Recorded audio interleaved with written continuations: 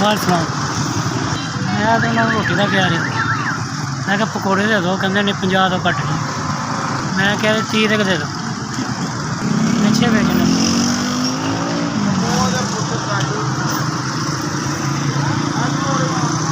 नदीम दिहाड़ी का कभी लग गई कभी ना लगी 500-600 रुपये गुजारा नहीं होंदा। 500-600 के नाल गुजारा नहीं होंदा, गुजारा नहीं होंदा। मकान किराए ते 2 बच्चे ते बड़ी मुश्किल गुजारा करना। घर के हालात माड़े ही है। मैं मारा बंदा, मेरी रसीद नहीं आई पैसे अड़चन दी, तो मैं भुख लगी हुई सी। मैं उन्होंने कहा, वो कहता 50 तो घट नहीं पकौड़े।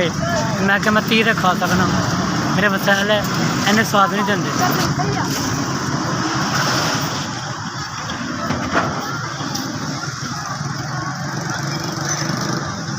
किराए तो मकान है, मैं सिर्फ मेरे छोटे छोटे बच्चे, मैं अल्लाह की आस्ते रहना। अल्लाह की ज़ात का सहारा है। अल्लाह ताला उन्होंने जिंदगी दे, दुरुस्ती दे, तो मैं दुआ कर सकना उन्होंने हक दे। उन्होंने मैंने 5000 दिता। मैं उन्हें बच्चों को जोड़ा है ना सलामत रहन, जिन्होंने मेरी मदद की है ना, मैं उन्होंने हक दुआ करागा। वो बच्चे अल्लाह ताला सलामत रहन, खुश रखे तो बात रखे। अल्लाह ताला उन्होंने रिज़्क़ खुला दे।